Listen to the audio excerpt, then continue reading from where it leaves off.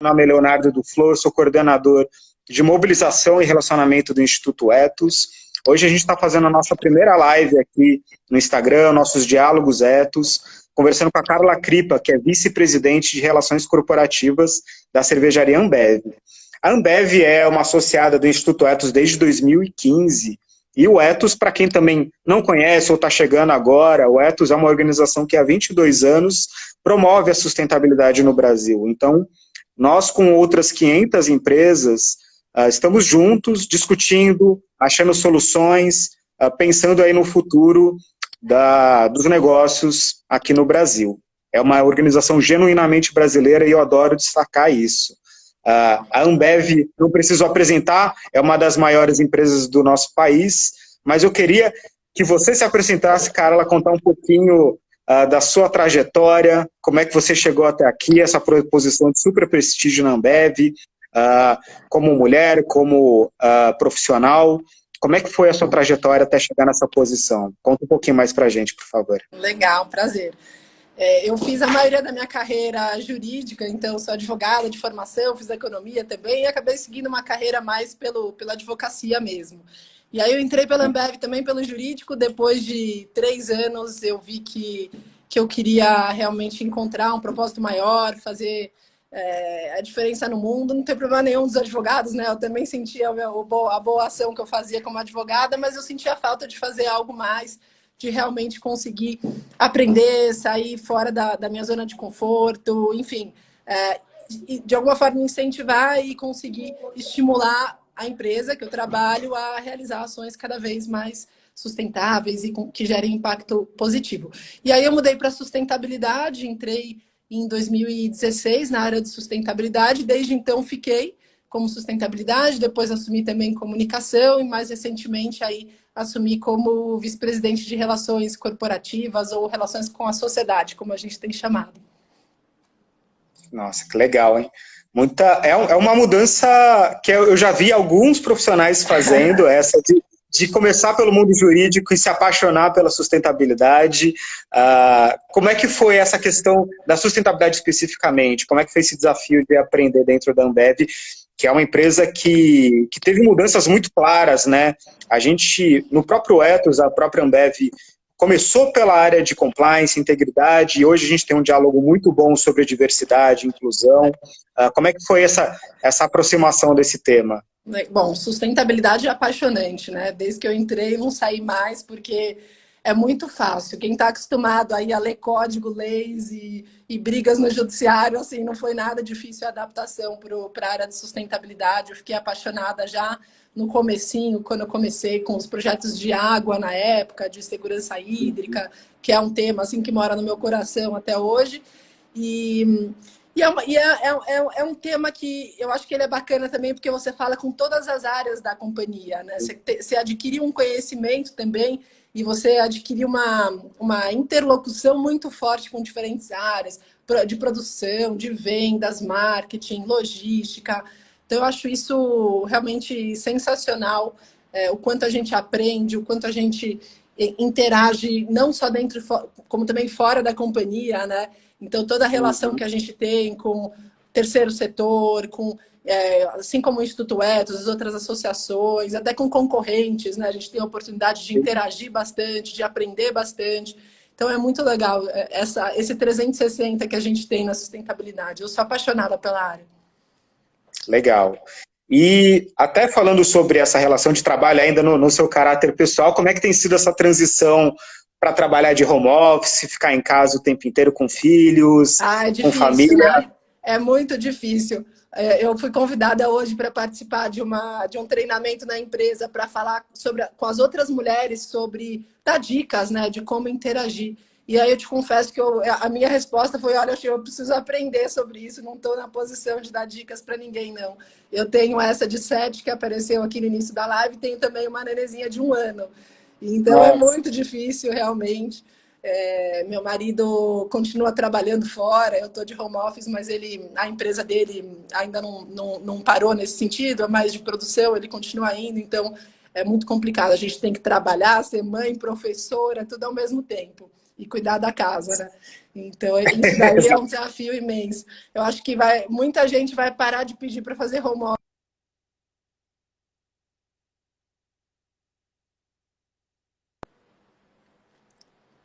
Leonardo?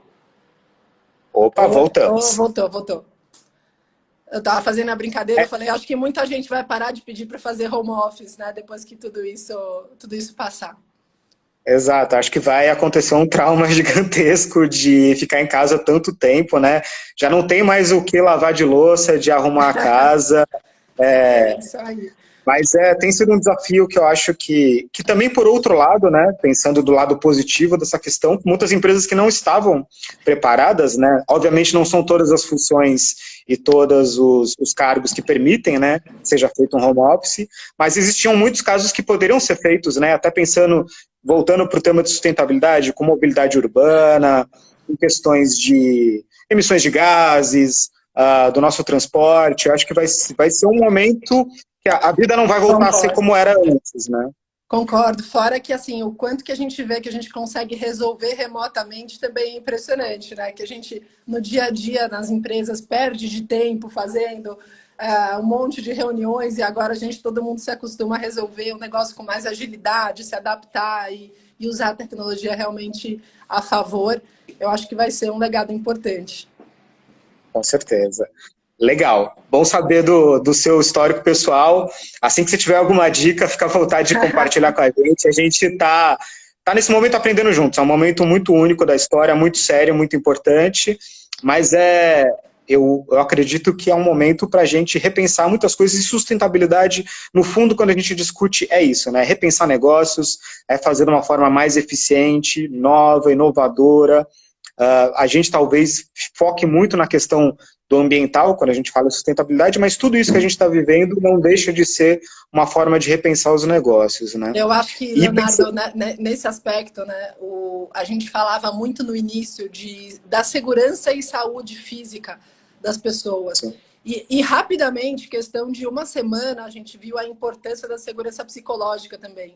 O quanto o home office afeta esse equilíbrio psicológico, aumenta a ansiedade. Então foi bacana até que hoje de manhã, nesse bate-papo que eu fui para aprender e não para ensinar nada, tinha uma psicóloga e ela falou sobre isso, sobre a angústia.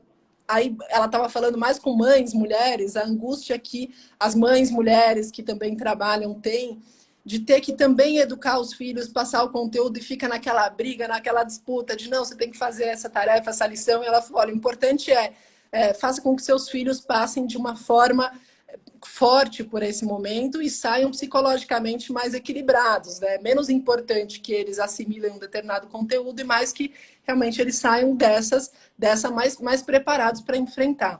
Eu achei esse um aprendizado interessante que eu saí de hoje de manhã, assim, de tentar também relaxar e não tentar sempre fazer tudo à perfeição, mas entender que muitas vezes tá ok, só vale a gente dar um abraço, dar um conforto, e entender que está todo mundo no mesmo barco, exercer empatia, porque isso agrega, às vezes, mais do que tentar resolver o problema específico, né?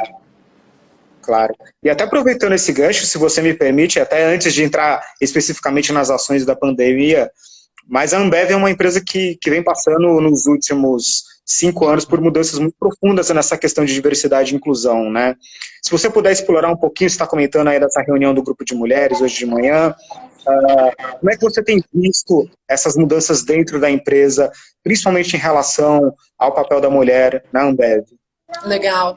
Esse é um tema super relevante. Eu tenho participado ativamente dessas discussões. Ele começou há mais ou menos 5 anos mesmo, que bate com esse tempo que você está falando, com a criação dos grupos de afinidade. Então, a gente criou um grupo de mulheres, que é o VAIS, que a gente chama, para discutir esses temas e realmente levantar as bolas, levantar os pontos que estavam incomodando, o que tinha que melhorar, o que não estava legal e por aí vai.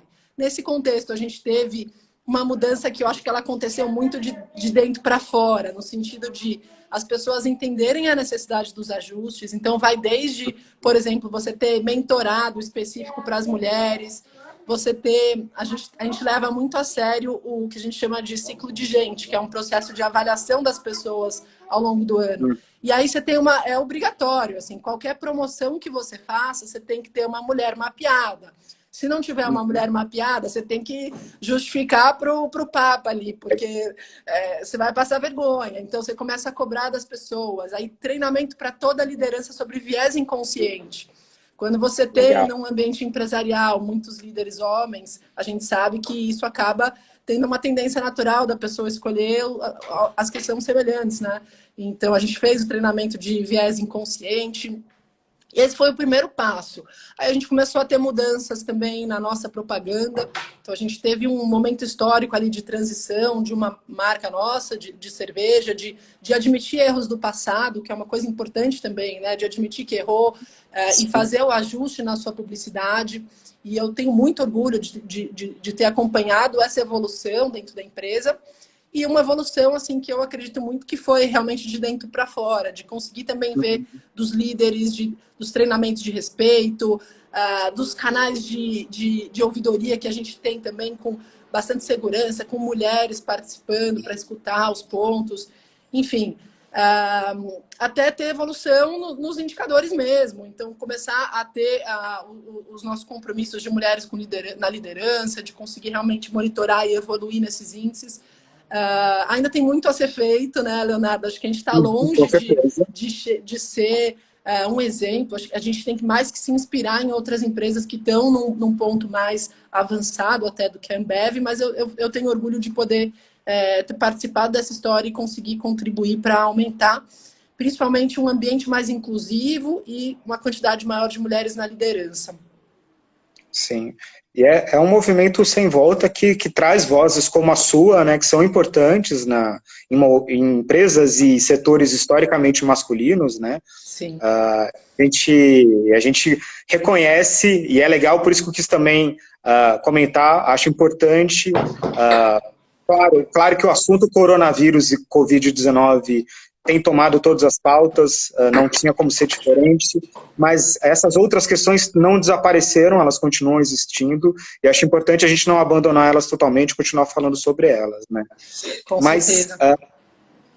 Falando especificamente sobre as ações da Ambev atuais, né, a gente viu uma resposta muito rápida, né? Eu, particularmente, acredito que foi a primeira empresa grande que se posicionou no momento bem dinâmico mesmo. Eu queria entender, principalmente com a questão do álcool gel, né? Foi uma ação, acho que na primeira semana que todo mundo estava começando a ficar em casa, até teve algum certo ruído de comunicação entre as pessoas não entenderem como é que funcionava a ação, mas foi um posicionamento rápido, incisivo, e com uma questão que era e continua sendo muito importante, né? Que é chegar nas pessoas um material que está escasso, que tem uma demanda muito grande, né? E eu queria entender, assim, antes de como é que estão os resultados atuais, mas como é que foi esse processo de decidir tão rápido que essa era uma ação importante a se fazer? Legal. Acho que ninguém está preparado para lidar com uma crise como essa, né? Se eu viesse aqui te falar um monte de ações que a gente tinha, que já foi lá plugar e colocar na rua, eu estaria mentindo, porque nenhuma empresa estava preparada para uma crise dessa magnitude. Eu acho que o que foi importante para a gente foi realmente a vontade de fazer.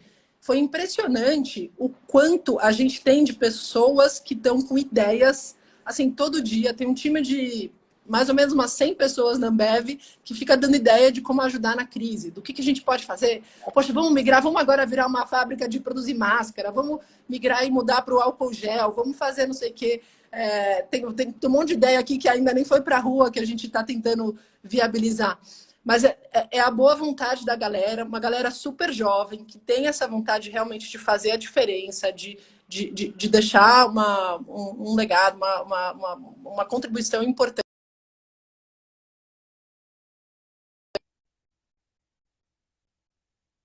Te perdi? Você está me escutando? Deu uma travada. Não, estou escutando. Legal.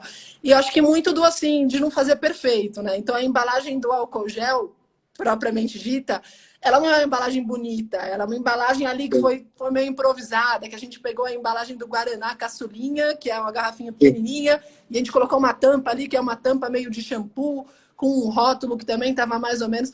Então, se a gente fosse fazer uma coisa legal, realmente, de produto, passando pelo marketing, etc., ia demorar muito tempo. Então, o que a gente decidiu foi, vamos da forma mais ágil que a gente consegue para colocar o negócio na rua para conseguir chegar nos hospitais. Essa foi a decisão. Então foi isso, foi agir rápido e usar o que a gente já tinha. Como é que a gente consegue fazer no menor número de ajustes possível, colocar isso na rua rápido? Depois o das máscaras também, de embalagem PET, mesma coisa. Se a gente fosse fazer um negócio perfeitinho, bonitinho, talvez demorasse mais tempo. E a gente foi, sim, mais com esse pensamento ágil. Eu acho por esses 2 pontos, assim, a vontade de fazer e essa questão de não ir atrás do perfeito, mas sim de vamos usar o que a gente tem aqui dentro e realmente contribuir com as nossas fortalezas. Legal. Com certeza, esse é um aprendizado muito valioso, né? Na busca por tentar achar qual é a melhor solução, a gente acaba ficando paralisado, né? E isso, num momento tão crítico, né, que a gente tem visto que, enfim, a principal característica desse vírus é a rápida propagação dele, né? Então era importante, o timing era uma coisa essencial, né? Então, até parabenizo por vocês pensarem tão rápido. Eu queria que se você pudesse explicar um pouquinho melhor esse grupo de 100 pessoas que você comentou, como é que vocês estão conversando? É por Zoom, Skype? Como é que tem feito essas conversas? É por WhatsApp e Zoom. Então a gente chamou de squad, agora tudo tá na moda, tudo é squad, né? Metodologia de squad. Chama squad do bem. E aí tem o squad do bem ali que tem essas pessoas e a gente faz Zooms diários para tomar as decisões, dividir os processos. E aí surgem as ideias novas também, de como é que a gente consegue implementar. É mais ou menos essa dinâmica, assim, Zoom e WhatsApp. Legal, bacana. E como é que tem sido os resultados, então, de fato? Essas ações começaram, né, em torno de 4 semanas atrás, mais ou menos, né, principalmente a do álcool gel. Vocês já entregaram para as comunidades? Como é que ela tem sido feita? Sim, são 4 principais, Leonardo. A primeira do álcool gel que a gente anunciou foi 500 mil unidades, né? Essas 500 mil unidades para São Paulo, Rio de Janeiro e Distrito Federal. Todos os hospitais públicos dessas cidades e do Distrito Federal recebendo 5 mil unidades cada. Isso a gente já entregou 100% desse primeiro lote de 500 mil. A gente viu que isso foi no começo da crise, que São Paulo, Rio de Janeiro e Distrito Federal eram os problemas. Aí depois a gente viu que, poxa, não ficou em São Paulo, Rio e Distrito Federal. Temos que dar um jeito de aumentar a capacidade. Existia uma restrição de insumo. Porque aí eu me tornei especialista em álcool gel aqui, mas o álcool gel ele tem um insumo que transforma o álcool da cerveja. Para você transformar o álcool que a gente tira da nossa cerveja em gel, precisa desse negócio, chama Carbopol, que vem da China. E aí tinha uma restrição grande de importação. Então a gente teve que desenvolver essa cadeia para conseguir aumentar. E aí a gente conseguiu, com um substituto ali, que tinha o mesmo efeito do que esse Carbopol, aumentar, e aí a gente foi para 1 milhão de unidades de álcool gel para poder ir também para os outros estados. Esse segundo lote, para chegar no 1 milhão, a gente entregou mais ou menos metade até agora, e até o fim dessa semana a gente fecha o lote inteiro, e aí vai para o Brasil inteiro. Esse é do álcool gel. Aí tem o do hospital. O do hospital é outro conceito, é construção de leitos, desculpa o barulho aqui, construção de leitos. Então, a gente fez uma parceria com a Gerdau, com o Albert Einstein, o Hospital Albert Einstein aqui em São Paulo, com a prefeitura, para construir hospital. Mas não é hospital de campanha, né? É hospital definitivo. E aí a gente falou, poxa, precisa ser rápido. A China fez em 20 dias, se não me engano. A gente tem que fazer em 20 dias também. Aí entregamos segunda-feira agora os primeiros 40 leitos em 20 dias. E os próximos leitos, para fechar os 100 leitos, vão em mais 20 dias. E aí agora tem as máscaras, que a gente está começando a entregar na sexta-feira, que são 3 milhões de máscaras de proteção facial para os profissionais da saúde. E tem mais coisa aí por vir também. Legal. A gente vai ficar ansioso para conhecer essas nossas novas iniciativas. Sobre essa questão do hospital, então, só para eu entender um pouquinho melhor, terá um hospital de campanha em um hospital e as questões dos leitos, ou eles são a mesma coisa? São os leitos de hospital, não é um hospital novo. Lá no Embu-Mirim, que é uma região aqui de São Paulo, que é uma situação maior de vulnerabilidade, o Albert Einstein já tem um hospital público ali de atendimento pelo SUS, que é um hospital de ponta, inclusive muito premiado. Daí o que a gente fez foi, em parceria com a Gerdau, com a Prefeitura, o Einstein e a Brasil Cuba, a gente fez esse hospital anexo ao Embu-Mirim. Então, são leitos de hospital que vão que vão atuar em conjunto com esse já do Mboimirim. Vai ser uma parceria mesmo. Legal, bacana. A gente vai querer conhecer essas novas iniciativas, o Ethos vai continuar divulgando tudo que a Ambev vai fazer, a gente está considerando fundamental, no sentido também de colaboração com as outras empresas, que é um assunto que eu quero abordar daqui a pouquinho. Mas antes, até aproveitando o gancho de uma pergunta que fizeram, e que era a minha dúvida também, sobre a questão dos colaboradores da Ambev, também foi, como você já disse, obviamente, foi tudo muito rápido, muito dinâmico. Como é que foi essa preocupação interna, né, com os colaboradores da empresa, sobre essa questão de parar a produção, diminuir produção? Como é que foi a estratégia para vocês chegarem no modelo que vocês chegaram atual? E você está sentindo que tem resultados, mudou? Como é que você tem sentido as questões mais internas da empresa nesse momento? Legal, ótima pergunta. A gente tem quase 30 mil funcionários na Ambev, é muita gente, né? E aí, o que a gente fez? No dia 1, quando a gente viu que a crise realmente era algo relevante, isso acho que era começo de fevereiro, talvez, foi bem rápido, porque a gente tem também uma operação do nosso grupo na China. A gente já tinha esse mapeamento da China e já tinha essa visibilidade de que o negócio podia aumentar e se tornar uma pandemia. A gente formou um comitê de Covid, que a gente chama, um comitê multidisciplinar, e a gente colocou as prioridades, os eixos, né? A gente desenhou um triângulo ali, a gente teve 3 eixos principais de atuação. O primeiro de todos é a saúde física e mental dos nossos funcionários. Isso está em primeiro lugar, nesse comitê e em todas as nossas ações. Aí, nos eixos de baixo da pirâmide, do triângulo, a gente tem as ações de apoio às comunidades e as ações de apoio ao nosso ecossistema, bares, restaurantes, fornecedores e do nosso negócio. Quando a gente fala da ponta da pirâmide ali de prioridade, que é a nossa gente, a gente agiu da seguinte forma. A primeira ação, colocar todo mundo do time administrativo e de vendas em suas casas, trabalhando remotamente. Essa não é uma decisão fácil de se tomar, né? Principalmente quando a gente pensa que no mercado, as outras empresas, naquele momento, no nosso setor de bebidas, ainda não tinham feito aquilo. Então, é uma decisão que ela demanda uma reflexão grande de colocar todos os vendedores nas suas casas. Será que isso vai ter impacto em venda? Será que não vai?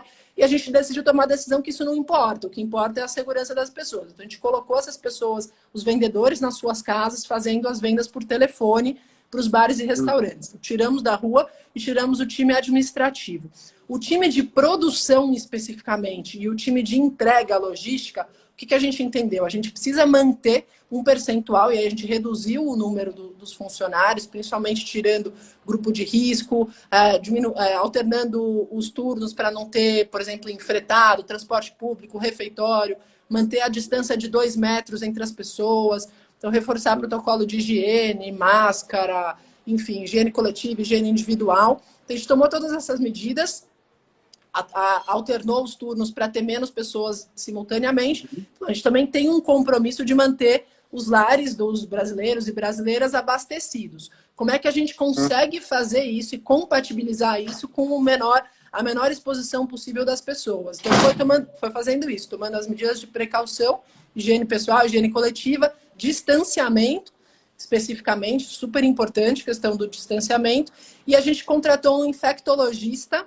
A gente já tinha uma médica do trabalho, a gente contratou um infectologista de ponta, aqui de São Paulo, para revisar todos os protocolos. Então, ele revisou tudo que a gente fazia na cervejaria, se estava certo, se estava errado, o que tinha que ajustar, medir temperatura, é certo, não é, usar máscara, é certo, não é, e por aí vai. Então, foram esses os de segurança física. Os de segurança mental, o que a gente fez foi, a gente passou a divulgar diariamente dicas de cuidado com saúde mental.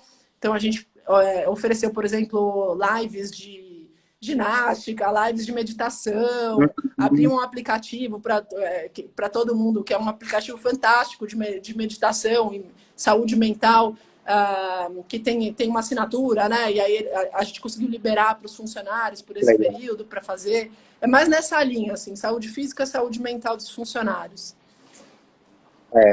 É legal, nossa, bastante coisa para os funcionários, e a gente conversou no início da conversa sobre essa questão de saúde mental, e eu concordo plenamente. Eu acho que a gente tem visto muito, trago o nosso exemplo pessoal aqui do próprio Ethos, de aflições, de incertezas, né? Esse é um cenário de muita incerteza, então é muito difícil de manter a sanidade de todos. Então, ter essas outras iniciativas paralelas, né, que não necessariamente são core business, são bem interessantes.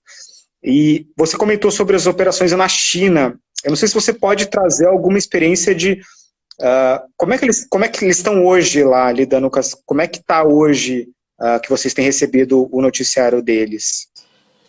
A China é muito diferente do Brasil, né? Eles têm uma disciplina que ela é, assim, super rígida. Então, se você tem um direcionamento das pessoas ficarem em casa, eles cumprem lá. Não é? É diferente da nossa cultura, né, do chinês. Então, eu acho que isso ajudou, pelo que a gente conversou com o time de lá, isso ajudou a enfrentar a crise. Quando a gente olha a curva da China, né, ela é uma curva que ela dá aquela embarrigada muito rápido. A gente está num momento no Brasil agora que está aquela dúvida, né? Todo mundo, ninguém sabe ainda o que vai acontecer com a nossa curva, se vai crescer, se vai embarrigar. Mas a gente viu que tem mais ou menos 3 fases dessa crise na China. A gente tem uma primeira fase que é quase que a fase da negação, das pessoas acharem que o negócio não é tão sério quanto ele é, ou que não vai ter a repercussão que poderia, e por aí vai. Aí você tem uma segunda fase que cai a ficha, que as pessoas entendem que o problema é real, que precisa se prevenir, etc. A terceira fase é de preparo da infraestrutura hospitalar. Então, como é que a gente consegue efetivamente tratar das pessoas que ficarem doentes, por aí vai. A gente viu que nessa fase da infraestrutura a gente tinha que agir rápido, agir de forma decisiva. A velocidade da resposta influenciaria mais do que a perfeição, que foi o que eu compartilhei, né? Que foi aí que veio toda a ideia do álcool gel e das outras ações. Depois a gente entra na fase mais dura, que é a fase do pico da doença, de que as pessoas realmente próximas começam a ser contaminadas e a gente tem número de mortes causando muita ansiedade, né? A gente vê noticiários e o quanto isso é angustiante para as pessoas. E aí você tem esse pico. Depois você entra numa fase de valorização dos profissionais de saúde, então as pessoas que realmente estão dando a vida por isso, e é uma fase que eu acho que no Brasil ainda vai aumentar bastante, de valorização dos profissionais de saúde. E aí a última fase é quando você começa a se preparar para a retomada. Na China, eles chegaram a essa fase já, eles começam eles já fizeram a retomada, né? Mas eles mantiveram alguns protocolos. Por exemplo, o uso de máscara foi algo que ficou lá na China, né? Eles estão tomando esse cuidado. E eles mantêm também um protocolo de distanciamento e tal. Então, é difícil saber o que vai acontecer aqui no Brasil, mas se a gente for seguir o exemplo da China, eu acho que os aprendizados e as condutas que a gente está tendo nesse momento talvez influenciem para também ter na retomada. Legal. Essa era até uma dúvida que eu ia perguntar, e você já respondeu, mas se fosse chutar, né, vocês têm um exemplo da China, obviamente é completamente diferente do Brasil, mas do que vai ficar depois disso tudo para a Ambev Brasil, essas questões de uma maior preocupação com a segurança do colaborador, seja a segurança física quanto mental, das questões de máscara, de distanciamento. Você acha que vai ser algo que vai ser incorporado nas operações e não volta mais? Com certeza, não tem volta. É que nem o da diversidade que a gente falou no começo, né? Esse tipo de coisa não tem volta. Tem um compromisso que eu esqueci de mencionar, Leonardo, mas quando a gente fala de saúde mental, né? O que as pessoas estão mais preocupadas agora é de perder o emprego, né? Acho que essa tá no topo das preocupações, além da saúde física, né? Falando da mental, é perder o emprego. E aí, quando a gente viu até uma pesquisa mostrando isso, que era o principal medo das pessoas, era perder o emprego, o nosso presidente foi na frente da companhia inteira e anunciou, falou, olha, eu não vou fazer nenhuma demissão, nenhuma redução de time pela crise nos próximos 3 meses, e eu também não vou fazer redução de salário. Foi impressionante o impacto que isso teve. Quando a gente está falando de 30 mil pessoas quase, né? É um compromisso que ele não é nada fácil de fazer, porque realmente a crise, ela para o nosso setor, ela tem um impacto muito relevante. A gente está muito nesse momento de entretenimento, mas assim, é o que estava afligindo as pessoas, era perder o emprego. Então não adianta a gente fazer também um monte de ação para a sociedade se a gente não fizer interna. E quando a gente veio com esse compromisso e podendo passar essa mensagem para os nossos colaboradores, assim, o que a gente recebeu de mensagem das pessoas emocionadas, assim, foi de arrepiar. Foi uma coisa que realmente acho que fica para a vida. Eu, pessoalmente, nunca vou esquecer isso. E eu tenho orgulho de poder ter participado dessa decisão. Com certeza. A gente está super alinhado. Era exatamente essa minha próxima pergunta, que até algumas pessoas comentaram no chat. E essa é uma preocupação nacional, né? A questão do emprego. Estão todos aflitos com essa questão. Legal saber esse compromisso do CEO da Ambev. Com certeza não é um compromisso fácil de se fazer. Vão ter muitos acionistas que vão ficar preocupados, que só se preocupam com o bottom line, né? E isso é uma questão que é muito bacana, é muito legal compartilhar, e eu espero que outras empresas também possam se comprometer com isso. Só que isso também, eu imagino que impacte uma outra parte da cadeia, que são os fornecedores, né? E eu queria, a minha próxima pergunta, abordar eles, né? Principalmente, eu não sei se vocês têm, mas eu creio que sim, pequenas e médias empresas, na cadeia de distribuição, com certeza, mas de fornecedores também. Como é que tem sido esse cuidado, esse carinho especial com essas empresas que são as que mais vão sofrer, né, nesses próximos meses? O que vocês têm imaginado já de imediato para elas? Sim, a gente chama de ecossistema, né, que são os nossos parceiros, clientes e fornecedores. Tem duas linhas de atuação. Para clientes, a gente está trabalhando muito perto em iniciativas que garantam tanto um fluxo de caixa agora para eles, quanto na retomada. Então, teve, por exemplo, um movimento de Stella Artois que chama Apoie um Restaurante, que a pessoa compra não sei se você viu essa, ela compra um voucher para um jantar futuro. Acabou, né? Em alguns dias, né? A gente está aumentando agora, boa notícia. A gente fez várias parcerias, estamos agora entrando na segunda fase para aumentar. E isso é super legal, porque você consegue apoiar o pequeno restaurante que realmente não tem fluxo de caixa para aguentar a crise. E aí o consumidor compra um jantar agora para usar no futuro, e ele paga R$50 agora e pode usar 100 no futuro, a gente completa a diferença.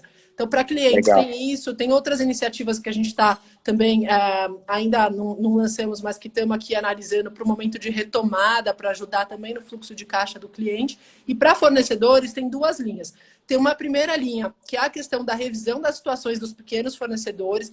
Então, a gente tem hoje, mais ou menos, são quase 70% dos pequenos fornecedores que já estão... Desculpa, 70% de todos os fornecedores são pagos em 30 dias, mas a gente sabe que tem alguns que ainda não são pagos em 30 dias.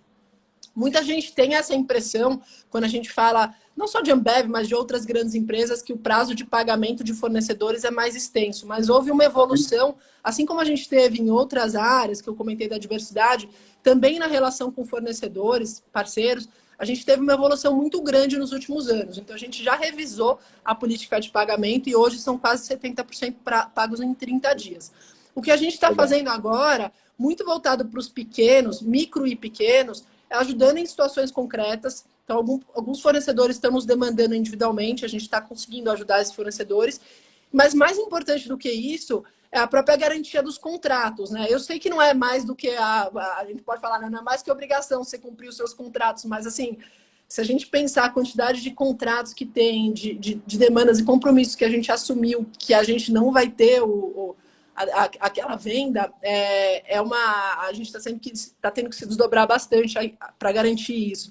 E essa é a nossa garantia também. Então, cumprir todos os contratos, não ter nenhum tipo de postergação, inadimplemento, e também conseguir ajudar os pequenos e os micros, principalmente com prazo de pagamento. Legal. Muito, muito bacana. E isso faço questão de reforçar a importância de, se tiver profissionais de outras grandes empresas aqui na live participando, isso é muito importante. A questão do fluxo de caixa de pequenas e micros realmente é uma questão muito sensível, e soluções criativas como essa do voucher, né, da Stella, entre outras, às vezes você tem essas soluções que podem continuar sendo core business, você não vai deixar de vender, você não vai deixar de fazer a sua venda, mas pensar um pouquinho fora da caixa de como se apoiar nesse momento tão duro, né? Acho que essas iniciativas são muito legais de vocês poderem compartilhar. Tem um movimento muito bacana que foi o CEO da Malve que lançou, e aí a gente apoiou, a gente entrou depois apoiando também, Magazine Luiza, outras empresas, que é o Compre do Bairro. Compre do Bairro é uma plataforma que você consegue estimular realmente o negócio local, é bem bacana, acho que é legal divulgar. Legal. Então conheçam, entrem nas redes sociais aí no Compre do Bairro, vi a Luísa comentando também recentemente, é muito interessante. Uma última questão de cadeia de valor, como é que tem sido a relação com, você comentou, né, da área de sustentabilidade, eu acho que é a única da empresa que normalmente falaria com concorrentes, né? E agora, esse momento de crise, de certa forma, a gente tem visto, por exemplo, nos bancos se unindo, vocês tiveram contatos com outras empresas para poder compartilhar práticas, questões, como é que vocês têm feito? A gente tem um contato em associações que a gente participa, que a gente tem uma relação super boa, então eu interajo bem com concorrente, acho que é a única área da empresa realmente que tem essa liberdade, essa maturidade, acho, né, para falar com concorrentes a nossa área. E é uma relação muito boa, assim, Leonardo, a gente tem bastante ética e bastante respeito realmente pelos nossos concorrentes. Não fechamos nenhuma parceria ainda em relação à Covid especificamente, mas até boa a sua provocação, sua pergunta. Acho que vale a pena até. Vou que faço o compromisso até desligando, vou até mandar uma mensagem lá para o pessoal para ver se a gente consegue fazer alguma coisa junta. Não, e conte com a gente aí para a gente se unir, porque eu penso que esse é o momento realmente de se dar as mãos, né? E não literalmente, né? Dar as mãos só virtualmente, tá? Mas, de fato, da gente poder se unir e esse é um momento que a gente tem visto outros setores se mobilizando e acho importante o setor aí de bebidas também ter essa iniciativa, né, de poder vocês compartilharem as suas práticas, a deles com vocês também. Eu acho que esse é um momento muito bacana nesse sentido. Uma última pergunta que fizeram aqui, que eu compartilho, que eu acho importante, a questão de economia circular vai ser uma preocupação, né, até para, talvez, pensando nessa questão das máscaras, de outras formas aí que vocês vão poder colaborar num futuro próximo. Vocês já pensaram em iniciativas de economia circular aí na área de sustentabilidade? As máscaras são feitas com PET reciclado, né? Então, a gente teve a decisão de... Ela ficaria melhor se ela fosse plástico virgem, resina virgem, porque ela fica mais transparente. Mas a gente entendeu que não fazia sentido, a gente colocou realmente a resina reciclada. Então, ele já é aquele PET-R que a gente chama, que é o reciclado, fica um pouco mais turva ali a viseira da máscara, mas vale a pena pela sustentabilidade, pela cadeia circular. A gente tem também trabalho com a ANCAT, né, com os catadores, bastante orientação, ajuda para eles nesse momento. É um setor que está muito vulnerável, está muito exposto nas ruas, né, os catadores, com uma situação difícil de exposição. Então, de fato, assim, acho que você tocou num ponto que está sendo pouquíssimo explorado. Eu tenho visto muito pouca informação sobre isso, mas que é uma preocupação gigante que a gente tem. A gente tem o Brasil Recicla, que é um programa de economia circular, de reciclagem, que é super forte. Somos parceiros de outras empresas. E o trabalho com a ANCAT é nesse sentido mesmo, de dar apoio, ajudar com renda e capacitação dos catadores. Mas tem ainda muita oportunidade de aumentar esse trabalho, tá? Legal. Então, Carla, na verdade, assim, a gente até estendeu um pouquinho, eu comentei com você da gente ficar 35, 40 minutos, mas o papo estava bom. Imagina, eu atrasei aí para conseguir entender a tecnologia. Peço desculpas pela atraso. Imagina, mas eu queria, antes de tudo, já encaminhando um pouquinho para o encerramento, agradecer a todo mundo que participou. Essa é a nossa primeira iniciativa. Comentaram aí de fazer um conteúdo mais leve e mais atual, e essa é a nossa intenção, né?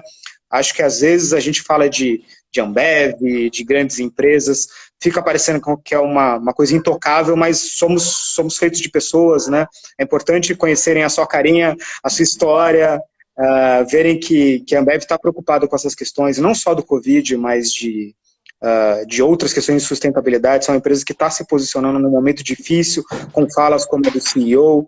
Então eu queria agradecer assim, de coração, a sua participação, a sua presença. Convido que a Ambev continue participando das iniciativas do Ethos, compartilhando. Vocês serão chamadas em outros momentos para compartilhar essas iniciativas.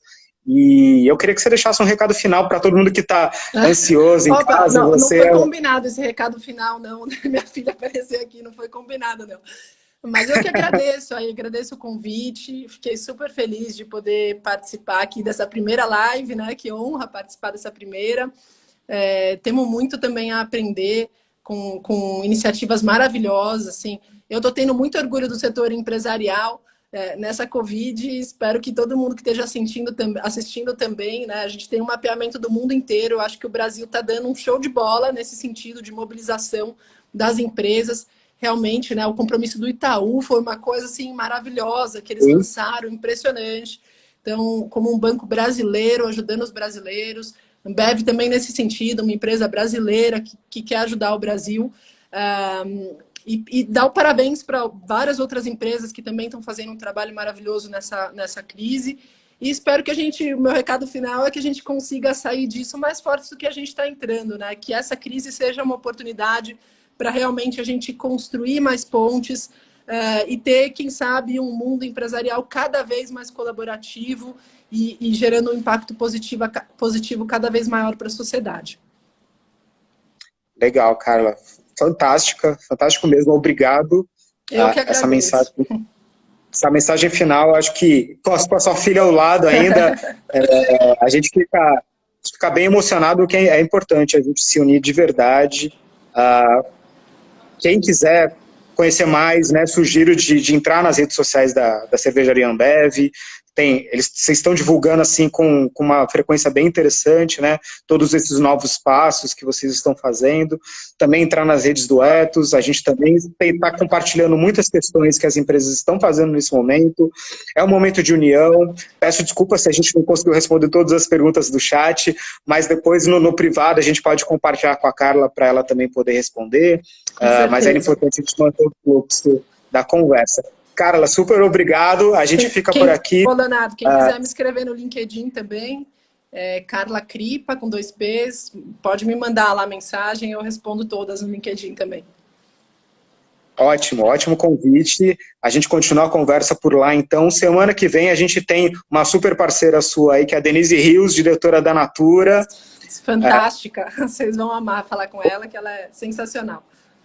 Outra mulher fantástica que vai compartilhar agora no setor da Natura, né, tudo que eles têm feito. A gente entra às 5 horas da tarde, conta com a presença de vocês. Carla, mais uma vez, super obrigado. A gente fica por aqui. Obrigada a vocês. Obrigada a todo mundo aí que está assistindo.